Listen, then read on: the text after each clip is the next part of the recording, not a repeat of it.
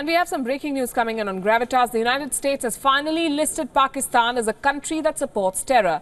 The US State Department in its annual report says that Pakistan did not act against Afghan Taliban, the Haqqani network, Lashkar-e-Toiba and Jaish-e-Mohammed.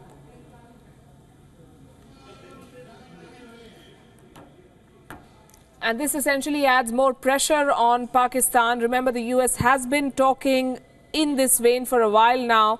The DOD report, the Department of Defense report that came out last week, was equally scathing in its criticism of Pakistan. And now the US government listing Pakistan among nations and regions, quote-unquote, providing safe havens to terrorists, saying that terror groups like the Jaish-e-Mohammed, the Lashkar-e-Toiba continue to operate, train, organize and fundraise inside the country. And this is a report for 2016. In its annual country report on terrorism, the State Department has said that Pakistani military and security forces undertook operations against groups that conducted attacks within Pakistan, such as the Tehreek-e-Taliban Pakistan.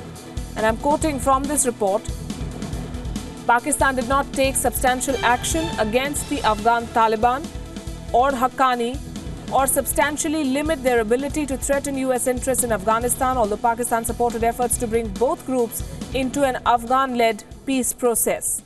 It then goes on to say that Pakistan did not take sufficient action against other externally focused groups such as the Lashkar-e-Toiba and the Jaish-e-Mohammed in 2016, which continued to operate, train, organize and fundraise in this country.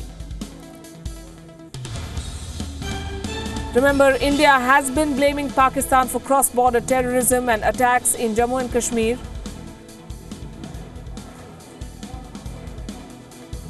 In fact, this US report says in January, India experienced a terrorist attack against an Indian military facility in Pathankot, Punjab, which was blamed by authorities on Jaish-e-Mohammed. Over the course of 2016, the government of India sought to deepen counter-terrorism cooperation and information sharing with the United States. The Indian government continued to closely monitor the domestic threat from transnational terrorist groups like ISIS and Al-Qaeda in the Indian subcontinent, which made threats against India in their terrorist propaganda.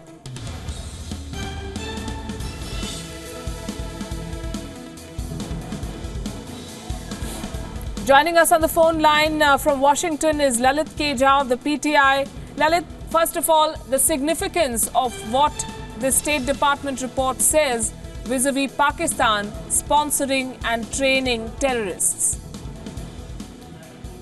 I'll just give you a background to it. This is the annual report which State Department brings out as mandated by the Congress.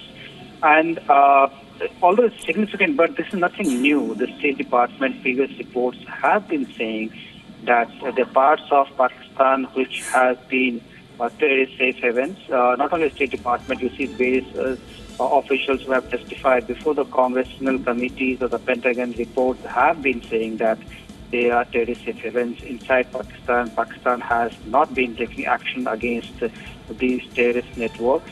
So this is nothing new, I believe.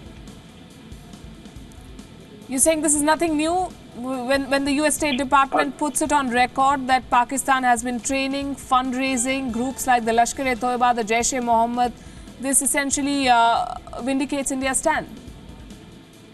This does indicate India's stance, but the State Department, Pentagon and the administration itself in the last phase of the Obama administration have been saying repeatedly, the Pentagon comes out with a 6-month report submitted to the Congress on Afghanistan, and that report too has been saying for the last 2 years, at least, that there are terrorist safe havens inside Pakistan. If you know, General Nicholson, who had testified before the Congress earlier this year, a few months ago, he did say that they are terrorist safe havens inside Pakistan. Pakistan is not taking action against terrorist organizations like Lashkar-e-Toiba, Haqqani network. And in fact, if you go back a little more year back, the then Defense Secretary Ashton Carter had refused to give certificate for Pakistan not taking action against Haqqani network.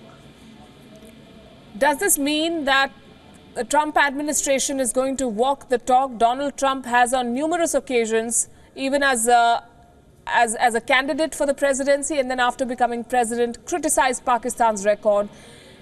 Is this Is this a strong enough you see the indication that report he's going to itself- cut aid? If you see the report itself, and today the report identifies, redesignates three countries in the list of the state sponsor of terrorism: Syria, Iran, and Sudan. And the markings for designating such designations, Pakistan crosses that line. We marked above that. What's surprising is, despite all this, Pakistan has not been designated as state sponsor of terrorism. So you're saying that the US, while condemning Pakistan, while holding it accountable, has just stopped short of calling it a state sponsor of terror, just like in January. The US put out a travel ban for people from various countries, but Pakistan was left out of that list. How much pressure do you think this puts on Pakistan? Has set a standard for itself, has certain markers for designating a country as a state sponsor of terrorism, and Pakistan fits into that bill long time back. We have with us from Pakistan, Qamar Cheema. Mr. Jha, I'm going to request you to stay with us. Qamar Cheema, how do you respond to this latest report from the State Department that holds Pakistan accountable, that calls Pakistan a sponsor of, or well, stops short of calling it a sponsor of terror, but says that terrorists are allowed to fundraise, terrorists are trained on Pakistani soil? Well, let me tell you, I find there is a huge confusion in United States institutions. For example, the Defense Department is saying something else, State Department is saying something else. The Pentagon has been, or the generals in Senate and Congress have been talking that Pakistan is helping us in Afghanistan, but the State Department is coming up with a different kind of a tone. So I find that since the United States has failed to come up with with a very strong response, or without any kind of, there is no response on South Asia. So what I feel is that since last 6 months, they have not been talking of anything. They have no policy for Pakistan, Afghanistan, and India, and they have not talked a single word. And now the State Department is coming up with such kind of a report, but the Senate, but the Defense Department. The Defense Department, sir, for your information, last week called Pakistan duplicitous, among other things. But Defense Department is also saying, for example, General Joseph Bota, the CENTCOM chief, has been saying that Pakistan has helped us a lot as far as the Afghani network is concerned, and we cannot make changes in the region without Pakistan. So we are very much concerned that what is an American policy? Is the State Department and Defense Department working together? And we have seen there have always been fissures in the State Department and Defense Department. It is just not new fissure. We have seen it in the past as well, that Defense Department, the CIA does not listen to State Department. So I think this is a kind of a confusion in the United States, and the United States must look into that, what kind of information do they have, or what kind of a knowledge do they have about the country with whom they have been working since the last 16 years. So are you confused, or are you worried about what might follow these reports? I'm not confused. I'm not confused. I'm not worried. I'm looking at the confusion in Washington, where State Department and Defense Department are different, at poles apart in understanding the country. So we are here very much worried that what's happening since Donald Trump is in Washington. He has not spoken, or his administration has not spoken a single word on Pakistan, Afghanistan. We find it a huge confusion in Washington, D.C. What kind of leader the United States is, that it has come up with the confused signals for international community. We have seen how Donald Trump was treated in G20, or what was the perspective there of the global community of Washington. Are you going to wait for Donald Trump to tell you to stop aiding terrorists is the question. Let me go to my colleague Ramesh Ramachandran as well. Ramesh, how significant is this report and the kind of language used here? For the first time, I think, very strong words against Pakistan.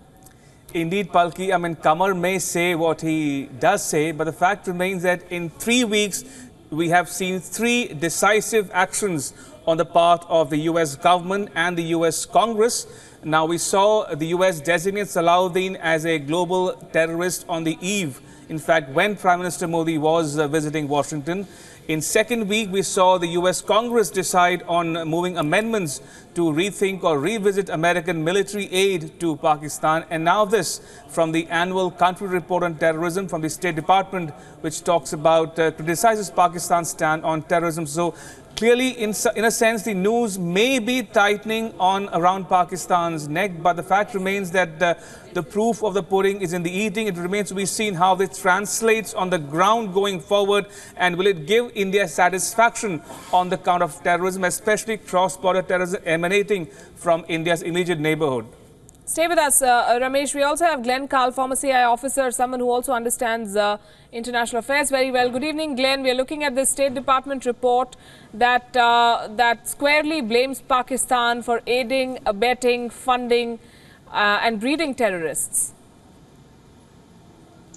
Well, it says what we all know. I've just heard about this actually myself and was trying to read the text and haven't had the chance. In a way, it's not a discovery, certainly for any of you and for U.S. officials either, but it does imply or show a harder position by the Trump administration, which how it plays out in practical terms is unclear, but it's part of turning the screws, as Trump says he would, on any state that he considers to support terrorism. Ramesh, as Lalit Jha was telling us, that there is a list of state-sponsored countries which have been called state sponsors of terror. Syria, Iran, Sudan. Pakistan hasn't made it to that list yet, but the writing is very much on the wall. Indeed, Palki, and all of this comes amid the U.S. decision to revisit or redefine, as it were, its South Asia strategy. Remember, U.S. policy in Afghanistan is up for review, and we're expecting it to be announced any moment now. But that said, this comes around the time when the Defense Secretary James Mattis has said that Pakistan continues to pose the gravest problem for American review of its policies in Afghanistan. And to my mind, all of this is into the strategic review, which is being debated and discussed even as we speak in Washington. Glenn, we're looking at the U.S. government coming out with its South Asia policy in a week or so. Will we see a reflection of this tough talk when Donald Trump finally tells the world what his strategy vis-a-vis this region is? Well, with Trump, you'll always hear tough talk, so that's a given. But whether it means anything is the larger question, of course. I think the gentleman who spoke just before put his finger right on the issue, and it's something that we have explored on this program a number of times, I think, pretty well. The problem for the United States in Afghanistan is Pakistan, really, the safe haven that Pakistan provides and the support Pakistan provides to the Taliban and other groups. The 4,000 troops the U.S. is considering sending additionally, I think the general view is that they can maintain the status quo or repair it a bit for the government in Kabul, but can't eliminate the problems from the Taliban or from terrorists in Waziristan. So this is part of that. How in practical terms designating them will change matters is unclear, because there's always this problem of if we deny them aid in one area, we think we might be harming our interests elsewhere with regard to Pakistan issues for us. And 4,000 soldiers, even if they're all deployed along the border with Pakistan in Afghanistan, probably will not be able to solve the problem. So it's a rhetorical step. In practical terms, I am skeptical, but we'll have to see. This report also talks about Hafiz Saeed, Ramesh, and how, while his actions have been restricted, he continues to hold massive rallies in Pakistan. That's something that India has raised on various occasions. It also makes a reference to the Pathankot attack and how India has closely monitored the situation and blamed Pakistan squarely for what happened. Absolutely, Palki. From India's perspective and interest, if I can just go through the relevant portion from the country report, which has just been released in Washington, it makes an interesting observation, Palki, and this might be of interest to Glenn as well.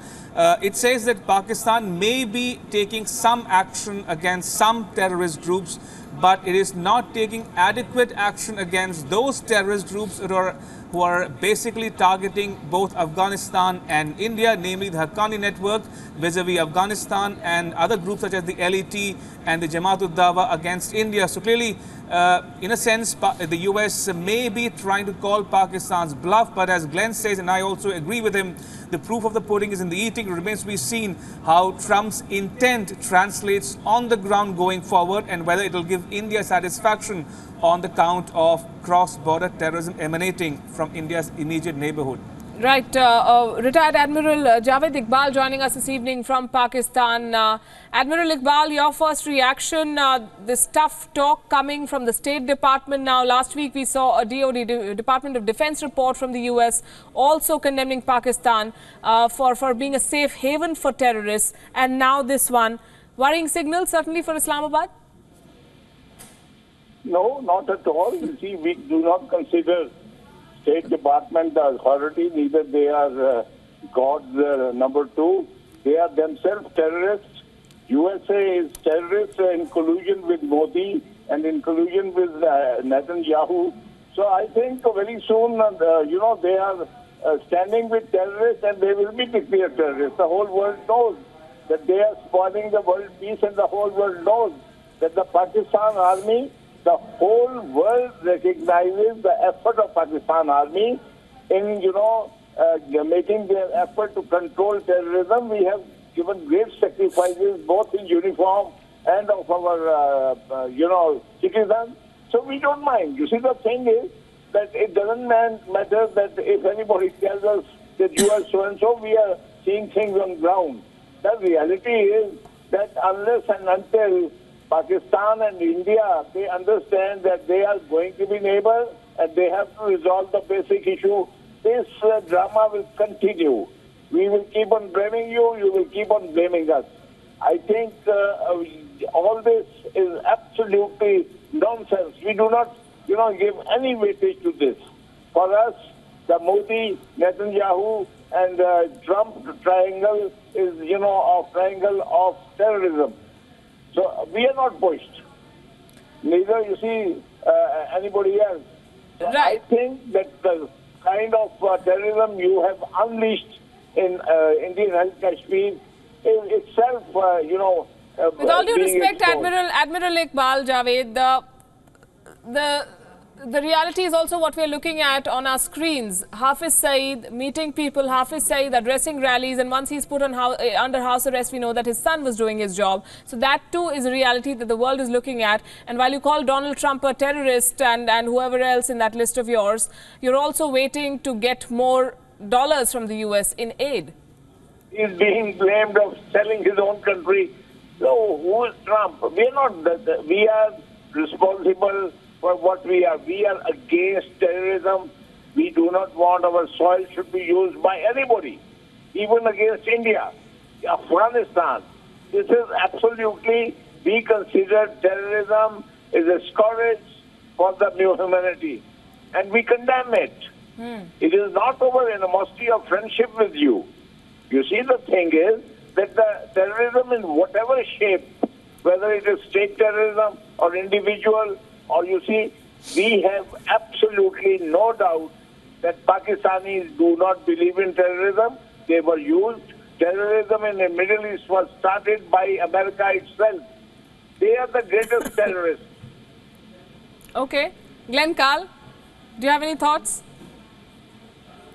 Well, I wish I could have heard a little more clearly. The connection, unfortunately, didn't transmit Let too me well. convey. So He's calling Americans the biggest terrorists. Right. I did. Actually, I did hear that. As anyone who has heard me on your program knows, I have no kind words to say about Donald Trump. But one thing he is not is a terrorist. So that's just a silly thing to say. It's fair enough to say you disagree with American policies and that they're unfair to Pakistan. I mean, I would agree or disagree with that, but that would be a legitimate thing to say. But calling Trump a terrorist is just silliness.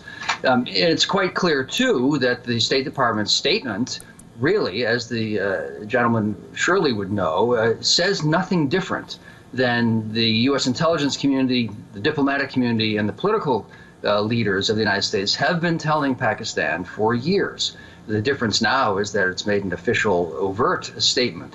But everybody has known that Pakistan plays a double game of going after a number of terrorists, which the United States is quite pleased with, while harboring or working with some others.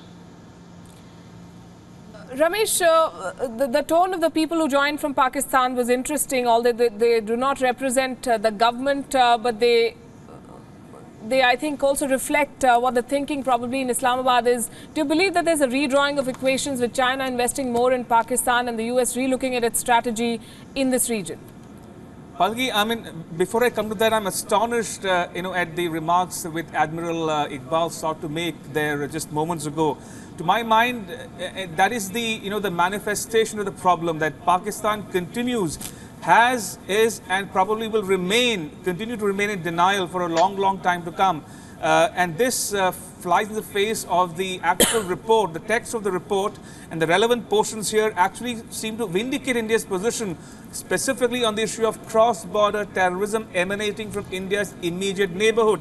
And to my mind, Pakistan must realize that the law of diminishing returns will sooner than later apply to its policy of using terrorism as an instrument of state policy. And to that extent, I think India's policy of trying to isolate Pakistan in the international arena, especially given Prime Minister Modi's repeated remarks at every fora, be the G20, be the UN, the East Asia Summit, I mean, every fora has used and highlighted it to sort of isolate Pakistan, and that, to my mind, is beginning at least to take shape in the form of the input that might go into the strategic review being planned by Washington even as we speak, and which will manifest itself in the South Asia strategy paper, which Washington will unveil in the days to come. Palki. Glenn, if I could ask the same question to you, do you believe that there is a redrawing of equations here, that while Pakistan inches closer to China, the US is also looking at its options because it has huge interests in this region? Well, I think yes, and I think that you raise really the larger question still than the State Department's announcement or Pakistan's response to it, and even the U.S.'s immediate steps with regard, or lack thereof, with regard to any activity of terrorists emanating from and complicit by Pakistan. And that is the larger strategic changes that are ongoing. India, of course, is aware and reasonably concerned by the overtures that China is making to Pakistan and vice versa, and the United States should be too. However, the U.S. under Trump seems to be moving towards a sphere of influence, accepting spheres of influence among great powers rather than this normative, rule-based international order that the U.S. has championed for 75 years. If that's the case, it's still unclear what that implies for the United States with respect to Pakistan or India. But I am concerned, and I'm glad you raised this point, I am concerned that the Trump administration not evaluate very thoroughly the implications of squeezing Pakistan harder on terrorism at the cost of losing influence and having China gain influence. That's something that India may not want either. India could well decide that having low-level terrorism, bad as that is, occurring in Kashmir or elsewhere, is preferable to having Pakistan become that much closer to China. When it comes to Pakistan, always tough choices. Ramesh Ramachandran, we are saying that India's stand is vindicated. How has the government of India responded, if at all? Indeed, Palki, sources are telling WION that the relevant segments from the country terrorism report, especially dealing with South and Central Asia, now clearly seem to vindicate India's long-standing position, as I said before, that on the issue of cross-border terrorism emanating from India's immediate neighborhood. And that seems to be the main highlight to my mind from this document prepared by the State Department in the US. It vindicates India's position, endorses Prime Minister Modi's position. Remember, we heard Prime Minister Modi tell President Trump in the White House addressing the media that India remains a driven, decisive and determined partner for the US going forward. And to my mind, there is definitely a rethink happening in the strategic circles in Washington on Capitol Hill. In 3 months, we've seen 3 decisive actions. One, as I said, the designation of Syed Salahuddin when Prime Minister Modi was visiting the US as a global terrorist. 2, we saw the US lawmakers rethink or push legislation to rethink and revisit American military aid to Pakistan, and now this criticizing Pakistan for providing safe havens to terrorists. So clearly, to my mind, things might be falling into place for India in the immediate term. But as I said, and as Glenn also would bear me out, the proof of the pudding will be in the eating, as I said, and it remains to be seen how this goes, translates on the ground in the days, weeks and months and years ahead. Palki? I'm going to request you both to stay with us. I was told we were going to be joined by Sharif Hasniar, who's an expert on Afghanistan. We will be talking to him in a bit. But Glenn Carr, let me come to you with this. Afghanistan, of course, a very, very important part of this equation. While India is looking at its interests, and understandably so, as the US puts more pressure on Pakistan, the question is that there is, the point rather is that there is more talk of troops going back on Afghan soil, and the Pakistan question that becomes very, very significant for America to deal with.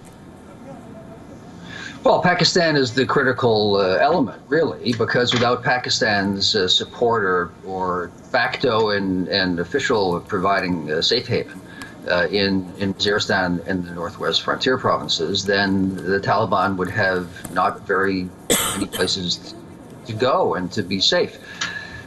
The problem is America has been there for 16 years, and we had at one time well over 100,000 soldiers. Our mission was fuzzy, and it remains fuzzy. It seems to be to support the government, but not to provide the huge resources that would be necessary to reach a decisive result on the ground. And so what change will 4,000 more soldiers bring other than affirming the status quo, basically? And what levers does the United States have to use on Pakistan? There will be financial and exchange, military and intelligence exchanges that one can slow down or stop. But beyond that, it's not clear to me how much leverage the United States can really bring to bear. Now, international opinion and pressure and isolation, those things are all necessary and useful steps, depending on the policy you wish to take, but they would not change Pakistan's behavior. So I'm not clear on what sort of decisive levers even the United States has on Pakistan, or at least would be willing to exercise. Ramesh, as I go through this report, I'm getting more talking points here. Pakistan has tom-tommed the joint military operation, the Zarb-e-Azab, as their effort and their sincerity in eradicating terror groups operating from its soil. Now, this report says that their impact on all terrorist groups was uneven. It's questioning even that. So clearly, Pakistan being questioned on all fronts when it comes to fighting terror. Indeed, Palkin, if I can just read the relevant excerpt from the Pakistan section from the document, it says, and I quote, "Groups located in Pakistan but focused on conducting attacks outside the country included the Afghan Taliban, the Haqqani Network, Lashkar-e-Taiba and Jaish-e-Mohammed. Progress remains slow on regulating madrasas, blocking extremist messaging, empowering the National Counter-Terrorism Authority or the NACTA, cutting off terrorist financing and strengthening the judicial system." The document also goes on to say, and I can quote again, Palki, "The Pakistan government did not take any significant action against LET or JEM other than implementing an ongoing ban against media coverage of their activities. The LET and GM continue to hold rallies, raise money, recruit and train in Pakistan. Pakistan is a member of the Asia-Pacific Group on Money Laundering, a financial action task force-style regional body. Pakistan criminalizes terrorist financing through the ATA. However, there's not been significant number of prosecutions or convictions of terrorist financing cases reported by Pakistan in recent years due to a lack of resources and capacity within investigative and judicial bodies. So it's a long, relevant and very prescient documentation of Pakistan's half-hearted attempts to close a tap, as it were, on terrorism directed against Afghanistan and India. Right. Another issue that India has been raising, the JUD, of course, the Pakistani government, according to the State Department, did not publicly reverse its December 2015 declaration that neither JUD nor the FIF are banned in that country, despite their listing under UN sanctions regimes. The point here, Glenn Carl, is that while the State Department has listed so many things that Pakistan could have done and hasn't, it has stopped short of calling it a state sponsor of terror. Why is that? Well, I personally have always been troubled by the whole approach that the U.S. takes by having this formal list. I think that it makes American policy too rigid, actually. One is or one isn't, one's accepted or one's not, and things are usually much more gray. I personally would prefer to have a sliding series of statements made by leaders depending on circumstance. However, the reason Pakistan hasn't been designated is because we have needed Pakistan's help, and we've wanted to work with Pakistan and to induce Pakistan to change rather than to treat it as an enemy. It's a problematic ally, but nonetheless one that has been important and is so to the United States in a whole number of ways. So striating and polarizing the circumstances by designating Pakistan has, until now, been judged to be a stronger step with more harmful consequences to our own objectives than benefits would provide. I'd like to add 2 points, I think, if I can remember them. One, when you said, you quoted the report saying that progress has been uneven. That is true, but what that refers to, I know, because the report almost hasn't changed, really, from the assessment the United States has made for 20 years, is that the terrorist groups that you mentioned, those that strike outside of Pakistan, have not been pursued actively by Pakistan. In fact, Pakistan has worked with some of them, or does. Any terrorist group that threatens Pakistan itself, then Pakistan has taken some aggressive measures and achieved some success. These are steps that the U.S. has supported. So uneven is they go after domestic threats and haven't gone after foreign ones, which they exploit, rather than their efforts with respect to LET, say, have been uneven. They haven't been much at all, actually. Right. And I think then the second point is that we haven't wanted to isolate them and treat them like Syria or Iran, since we want to and are able to work with them in some positive ways. Joining us from Kabul, Najibullah Azad, spokesperson to the Afghan president. Good evening, Mr. Azad, and thank you for joining us here this late on WION. I'm guessing you've seen the State Department report that strongly condemns Pakistan for being a safe haven for terrorists and for doing little to change that situation. Your first reaction?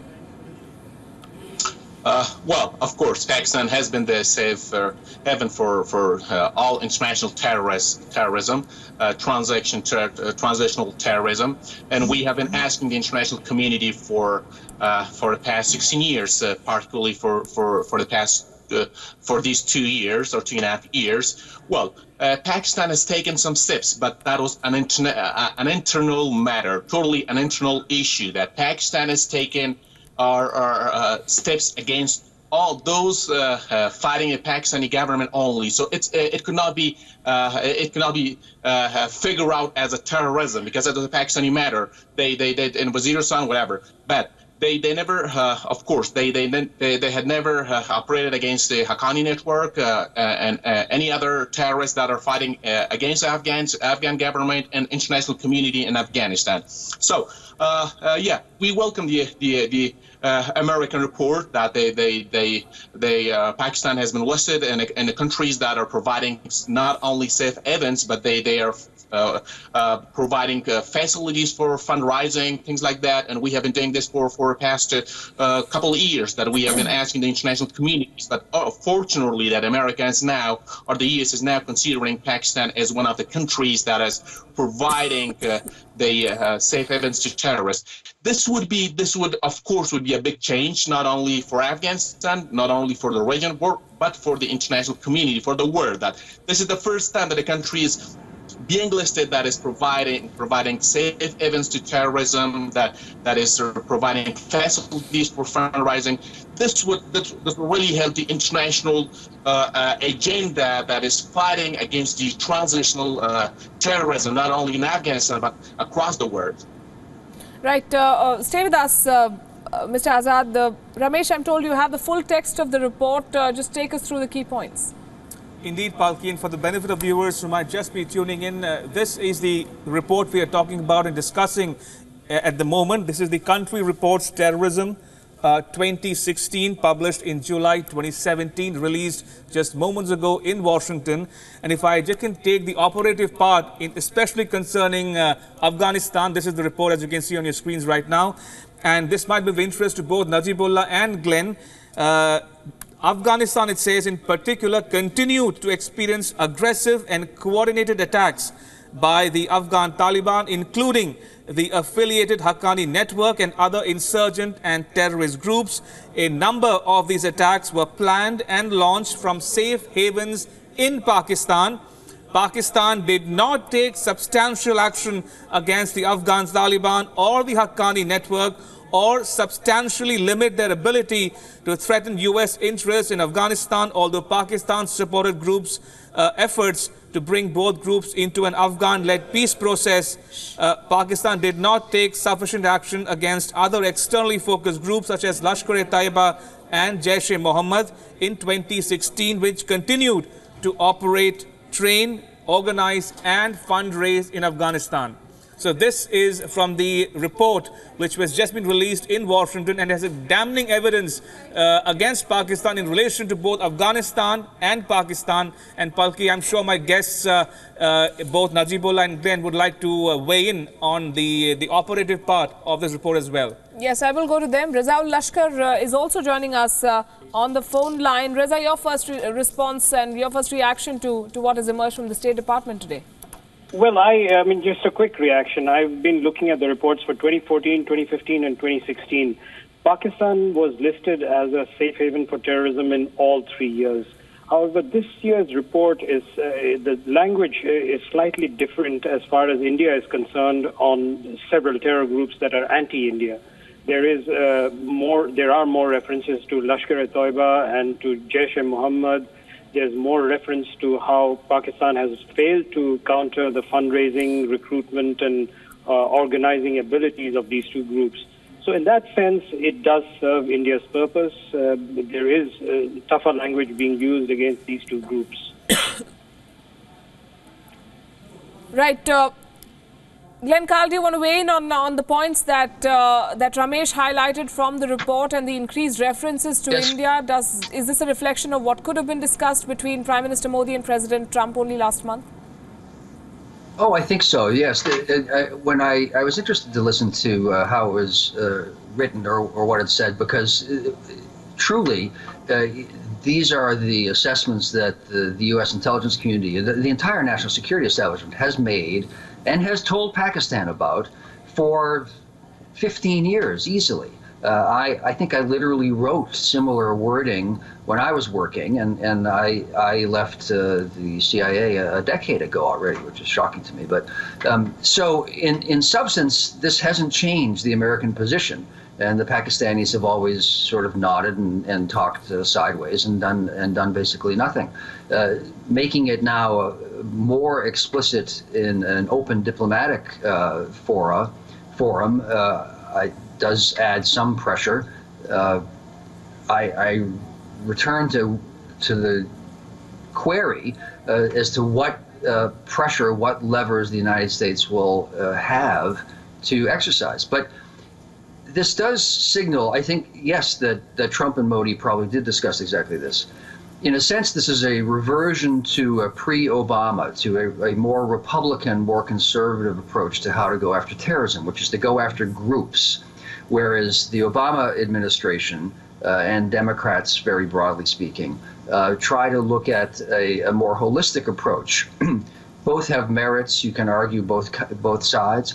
But this under General Mattis and McMaster in the White House, I think, reflects a more traditional American military and Republican approach to terrorism.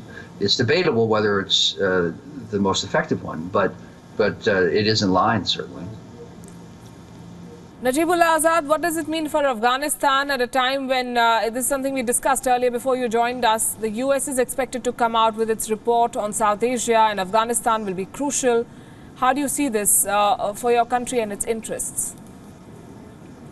Well, for the first thing that US are working on a strategy in Afghanistan. This is the first time that the strategy is not for Afghanistan only, but for the region, the regional strategy. That's the first time that US or Trump administration is working on a regional strategy. Secondly, the United States already worked on that in 2015, 2014. Even before any reports, the Pakistani ex-leaders, including the Pakistani ex-president Musharraf, in an interview with an Indian channel, say that they have provided safe havens to Taliban. A leader of a very renowned political party, Imran Khan, in an interview with Pakistani television, Jews say that the Afghan Taliban are treated or they are cured in his hospital, Shogat Khanum. Altaf Hussain, a very popular leader of a popular or renowned political party, just some weeks ago say that if the world wants peace in the world, the United States and NATO alliance should attack Pakistan. Even the Pakistani ex-ambassador to the United States, Hussein Haqqani, say that Pakistan is providing safe havens to terrorism or terrorists. Well, now coming back to your question. The United States this time should isolate Pakistan in one other way. Secondly, all those financial treaties, whatever they have with Pakistan, particularly the United States and other European countries and Western countries, the World Bank and all those things that the IMF that they are dealing with Pakistan should go to pending that relation with Pakistan. And thirdly, the strategy, the original strategy that US is working on for Afghanistan and region, that should include international operations in Pakistan. However, if it works out or not, but based on this report, all the international communities, particularly United States, UK, and NATO alliance countries, should push this report to isolate Pakistan on international forums, international platforms, international stages. Right. Ramesh, do we expect a more comprehensive statement from the government of India? And this comes at a very, very peculiar time for the Prime Minister of Pakistan as well, embroiled as he is in a controversy at home. Indeed, Palki, sources are telling WION, especially from the Indian government, are telling WION that the document vindicates India's position on cross-border terrorism, especially given Prime Minister Modi's repeated remarks at every international fora seeking to isolate Pakistan in the larger international community, the Committee of Nations, and to lean on countries of the world, including the US and the other P5 countries, to decisively take action against the root cause of terrorism, as many people call Pakistan epicenter of terrorism, which lies in India's immediate neighborhood. And if I can just go back to the report, Palki, the country reports on terrorism 2016, the chapter 6 of the report goes on to list many of the terrorist groups. And if I can just ask my camera person to zoom in on the names of the terrorist groups mentioned here. For instance, as you can see, this is the Haqqani network that we've been discussing and debating about. Then we have the Indian Mujahideen, we have the Jaish-e-Mohammed, and in the next page we have more terrorist groups which have either been based in Pakistan or find support and sustenance from Pakistan. This is the Lashkar-e-Taiba, we have the Lashkar-e-Jangvi, and also the Tehreek-e-Taliban Pakistan, or the TTP. And while we remain focused on these visuals for now, if I can just go back to the operative part of the report, which says, in a kind quote from the report, groups located in Pakistan but focused on conducting attacks outside the country included the Afghan Taliban, the Haqqani network, Lashkar-e-Taiba, and Jaish-e-Mohammed. Progress remains slow on regulating madrasas, blocking extremist messaging, empowering the National Counter-Terrorism Authority, cutting off terrorist financing, and strengthening the judicial system. So clearly, very strong language used in this year's annual report. Palki. Right. Taha Siddiqui, our Pakistan Bureau Chief, also joining us now from Islamabad. Taha, any reaction from Pakistan? Do we expect a reaction, or is the government there going to pretend it didn't happen like they did with the DOD report? Well, Palki, if you remember the State of Department report, the U.S. State Department report from last year, it also said something similar to the fact that Pakistan is a country where there are terrorist safe havens. So much has not been changed from that perspective. The U.S. has been saying this for a long time and has documented this for a long time. Repeatedly, the U.S. has said this in their memos and in their publications, and the State of the Department has earlier on also said similar things about Pakistan. But right now, the thing which is different is the fact that there is a review going on with Pakistan-Afghanistan policy in the U.S., and because of that, the continuation of U.S. seeing Pakistan as a a haven for terrorists and a safe haven for terrorists, that could imply that that the review policy that will come because of Trump, that will be stricter, which is what Pakistan is expecting anyway, and Pakistan has already taken measures in that regard. We saw that Pakistan, how in the last few months Pakistan has cozied up to Russia, which it was never friends with, or with China, it has further strengthened its relationship. So it's all in anticipation of the the distancing of relationship and the separation of relationship from the United States, which it was an ally with since 9/11. Right, Razaul Lashkar, how do you think India is going to see this, and what kind of response should we expect from Pakistan? Well, I think it's going to be very, very beneficial for India, because I was just going through the report again, and there is some very, very clear messaging here, especially on Pakistan's stance on terrorist financing.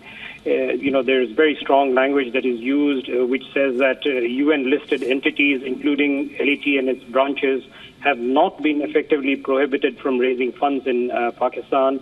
It also refers to the trial in the Mumbai attacks and says that virtually nothing has happened so far. There are also, references to how the Jaish-e-Mohammed has been able to function. And there is a very damning portion which says that the Jamaat-ud-Dawa, despite being linked to several attacks, has only been put under observation and not been banned. So clearly, this is much closer. The U.S. position is much closer to the Indian position, and I can only see the MEA welcoming this report very, very emphatically. Glenn, you keep saying that you wonder what leverage the U.S. has with Pakistan. It does pay Pakistan a lot of money in military aid and otherwise. And the question we've been asking for a long time here, and many of our panelists here have noted that Pakistan has been called a safe haven for terrorists in the past as well. This time the language is much harder, more aligned to what India has been saying. But will the U.S. then cut aid to Pakistan or hold it accountable in some other way? Well, it's a crystal ball that's asking my crystal ball beyond its powers, I think. But it is certainly conceivable now, or much more so under Trump than before. Trump does see things in a transactional, bilateral way, and his one focus in foreign affairs really seems to be going after terrorism, however it is defined. So that makes it more possible that that he would decide to cut funding as a pressure point. Something else that has been talked about a little bit here in the U.S., which is would be an astounding, very significant step, has been what is the mission of the several thousand soldiers additionally who are likely to be sent to Afghanistan. And part of the mission has been talk more openly than I've heard for some time about cross-border operations or authorization to conduct them, meaning from Afghanistan into Pakistan in pursuit of the groups that were just mentioned, or the terrorists or the insurgents. Were that to happen, that would be a very consequential step. I don't know that it is imminent, but the fact that it has even been raised as a point of debate here is a sign of changing thought, too. Najibullah Azad, what do you expect is going to follow this in terms of action against Pakistan and the terror groups operating out of Pakistan from the U.S.? Well, the first thing, like I said before, we have been already talking to the United States and China to verify a third-party verification and counter-terrorism actions. So that should happen. That third-party verification aimed to counter-terrorism attacks. And secondly, the aid that the United States is providing to Pakistan, that should not happen unless this issue has been cleared. And thirdly, the international community should isolate Pakistan and start operating against transitional terrorism, cross-border terrorism, and in Pakistan. This should happen, and it's not only about Afghanistan now or India. It's something getting bigger now. It's something that gets to any corner of the world now, and that all of them get linked to Pakistan. So these should happen. The first thing, third-party verification and counter-terrorism attacks, and secondly, the United States aid to Pakistan should not happen anymore, and thirdly, international community, all NATO alliances, European, all Western countries should isolate Pakistan diplomatically, like we have examples in the past, like Iran and other countries. This should happen. This should really happen now. All right. Ramesh, if I could come back to you, the list of terror organizations is very, very interesting, especially the names of the terror outfits that India has been talking about for a very long time, and the US finally putting them on this list and saying that Pakistan isn't doing enough to contain these terror activities. Indeed, Palki, and to my mind, the challenge from an Indian perspective would be how to impose costs on Pakistan, the state apparatus, as it were, because if the international coalition is not effective against Pakistan or is not willing to call Pakistan's bluff, then logically it falls upon India and India alone to take remedial action against cross-border terrorism. And the challenge therefore would be how to impose costs on the perpetrators of terrorism operating or finding sustenance from Pakistan. And if I can just highlight, the relevant para from the document itself, Palki, it says very clearly, and I mean there can't be no two opinions about it. The Pakistan government did not take any significant action against LET or JEM, by that they refer to Lashkar-e-Taiba or the Jaish-e-Mohammed, other than implementing an ongoing ban against media coverage of their activities. LET and JEM continue to hold rallies, raise money, recruit and train in Pakistan. So clearly, Pakistan needs to go beyond offering lip service when it comes to taking consequential action against terrorism. Right. Right, and I keep coming back to the question, what more can the US do? Najibullah, the US is also talking about more troops on Afghan soil. The US is also talking about, Donald Trump interestingly asked a couple of days back, what have we been doing there for 16 years? Pakistan has been an ally of America in the so-called war against terror. Now it is holding that ally accountable for what it has done, the kind of money that America has pumped into Pakistan and the kind of results it has seen. Once again, I want to ask you this for the viewers who are joining us right now. What does it mean for Afghanistan, and what does Afghanistan expect? The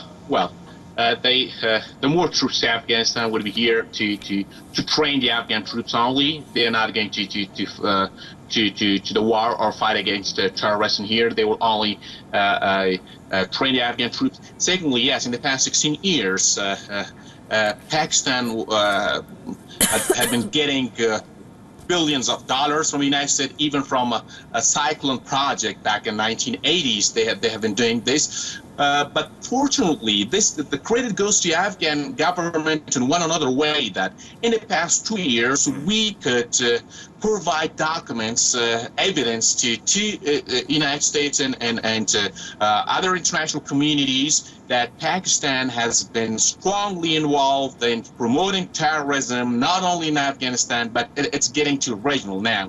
So what we expect the United States and international communities that isolate Pakistan diplomatically, cut aid that has been providing to Pakistan, and all those strategic partnerships with Pakistan, even when Pakistan provided air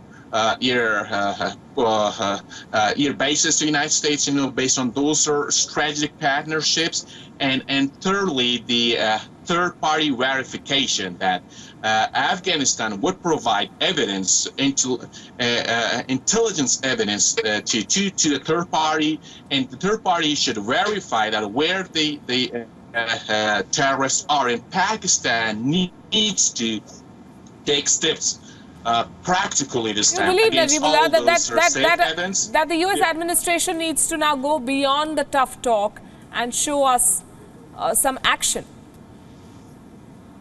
Well, of course, not only the United States, but all the international community.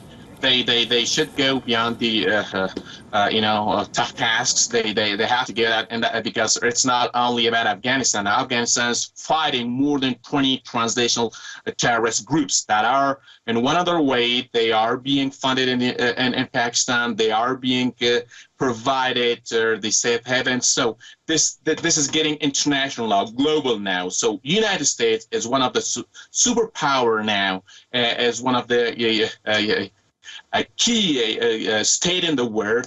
They should go beyond what they did not in the past, and being a strategic partner to the United States. Afghanistan expects United States and NATO alliances to really go beyond this now against Pakistan. Ramesh, how do you see this playing out in India in the days ahead? Palki, the short point is the following. Now, to quote a former Indian official who put it so succinctly and beautifully at that, and he referred to the American military aid to Pakistan in the following words. He says, and I quote him, if I can probably paraphrase him, he says, the American military aid to Pakistan is like giving alcohol and more alcohol to an alcoholic. By that, he was referring to the fact that how Pakistan uses the American military aid resources and redirects it to foist attacks against both Afghanistan and India. So in a sense, from India's point of view, the American aid is ineffective, effectively is used against India itself. So clearly there are many concerns from India's perspective on the continued American support and sustenance to the powers that be in Pakistan. That is one thing that probably could come up for review in the days ahead. Palki? Right. Glenn Carl, before we wrap up this discussion, closing comments, where do you see this going? And do you believe that the US government under Donald Trump, well, the comments are welcome, but action should follow? Yes, I would caution about seeing too substantial or significant a shift, strategic shift from the statement, because as everyone has said here, talk is cheap. And I think it states what has been the American and everybody's assessment and understanding for many years. It does so more openly, but as we have wrestled with in our discussion, how does this then become manifested with concrete steps? And our friend in Afghanistan points out that America can cut aid and so on, but I would be surprised were that to happen too dramatically, because I think that the equation will be resolved in a similar way. I don't mean to sound too pessimistic, but having spent 35 years and seen things muddle along, I expect them to muddle along tomorrow too, meaning that there will be a counterbalancing argument that we derive X and Y from our aid and we need to do that. So I think it's an incremental step, but I don't see this as turning the ship in a dramatically new direction. Taha, before we wrap this up, while Pakistan may not acknowledge or speak publicly about what has been said, will this report be seen as another warning of what could follow? Well, definitely it seems like the US is repeatedly warning Pakistan, and we've seen that happening in the past. But it depends on what Pakistan and how Pakistan will react. And Palki, from what I've been reporting here and I've been seeing in Islamabad, the attitude has been almost the same through and through. Repeatedly we've seen, and this started not just now, but started with Obama's second tenure in power. When he was re-elected in 2012, and that is when Pakistan started sort of getting under pressure. And similarly, we saw under the last years of Bush era that he got stricter with Pakistan. But despite that, Pakistan sort of wriggled its way out and sort of kept at it the way it has been going on with this policy of having these proxies, which we see here in the country, openly roaming around, these militant groups that openly roam around with different names and get banned, and then there are cosmetic changes only or cosmetic bans only on them.